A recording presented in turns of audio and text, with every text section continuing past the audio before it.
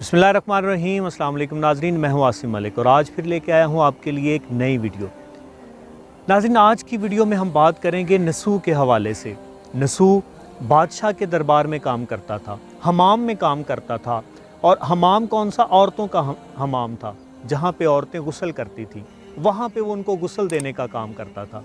असल में उसकी जो शक्ल व सूरत थी वो औरतों के जैसी थी और उसके मुंह पे इतने ज़्यादा बाल भी नहीं थे, दाढ़ी के बाल, मूँछों के बाल वो इतने नुमाया नहीं थे और उसका वैसे चेहरा जो था वो भी औरतों की मानंद था, इसलिए उसको पहचानना मुश्किल था। तो वो औरतों के हमाम में काम करता था। तो इस तरह वक्त गुजरता गया और वहाँ पे काम करता गया।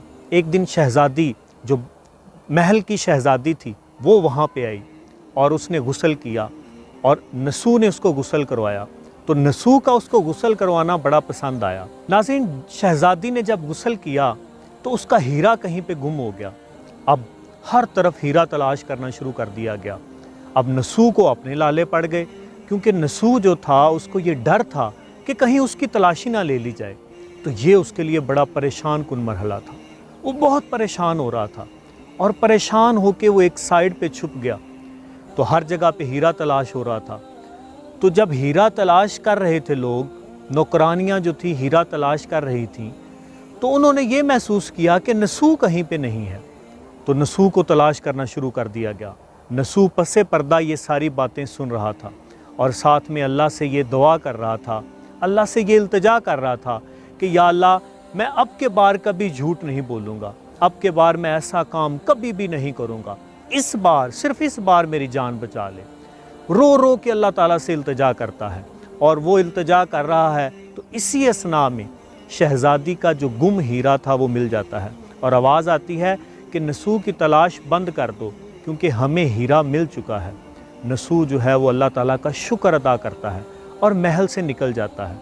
महल से निकल के दूर चला जाता है और महल से जो उसने दौलत कमाई होती है, वो सारी दौलत, जितनी भी दौलत उसने कमाई होती है, वो सब गरीबों में बांट देता है और अल्लाह तबारक व तआला से हमेशा के लिए तौबा कर लेता है। और तौबा करने के साथ साथ वो महल में जाना बंद कर देता है। शहज़ादी एक दिन फिर इरादा करती है कि वहाँ पे हमाम में जाके गुस्ल किया जाए। जब शहज़ादी वहाँ जाती है और नसूह वहाँ नहीं मिल पाता, तो शहज़ादी दरियाफ्त करती है कि नसूह कहाँ गया।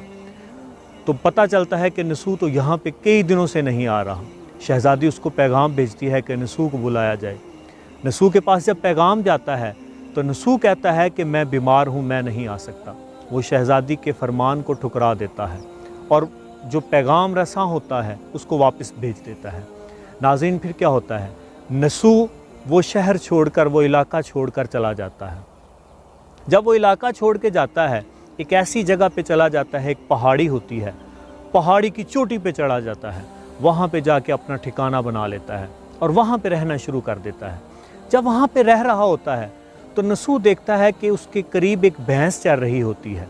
तो वो भैंस को पकड़ के अपने पास ले आता है, उसकी खिदमत करता है, उसको चारा खिलाता है, उसको पानी पिलाता है और साथ में उसका दूध दोता है और दूध पीता है। और दिल में ये ख्याल करता है कि जब भी उसका मालिक मिलेगा तो वो उस मालिक को उसे वापस कर देगा। इसी तरह दिन गुजरते जाते हैं और नसूह की भैंस जो है वो भी आगे बढ़ती जाती है।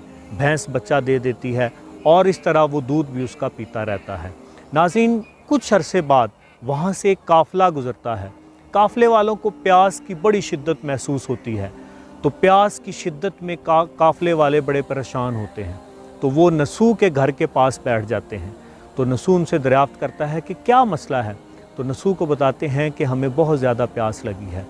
नसूह उनको पानी पिलाता है और साथ में उनको अपनी भैंस का दूध भी पिलाता है।